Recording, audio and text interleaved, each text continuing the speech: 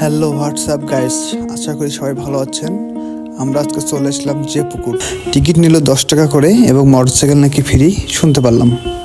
তো আমরা আজকে যে পুকুর পার ঘুরে দেখব চতুর্দিক থেকে মোটরসাইকেলে। আপনারা দেখেন পুকুর পাড়টি অনেক সুন্দর, চতুর্দিক দিয়ে গাছপালা এবং মনোরম পরিবেশ। এদিকে একটি রেস্টুরেন্টে অনেক সুন্দর করে সাজানো, বাট আমরা ঢুকতে পারিনি সময়ের কারণে, সময় ছিল না আমাদের।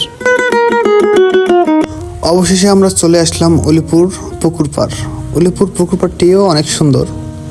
আমরা দুজন আসলাম, আদিল আর আমি, এবং চতুর্দিকে দেখলাম, বামেই দেখতে পারলাম ফুচকা এবং চটপটির দোকান। সো মামাকে বললাম, মামা আমাদের দুটা চটপটি দেন। একটি করে চটপটি 50 টাকা, দুটি চটপটি 100 টাকা। সো আমরা দুটি চটপটি নিলাম এবং পুকুর পাড়ে গেলাম যে এদিকে রেডি করতে আমরা একটু ঘুরি।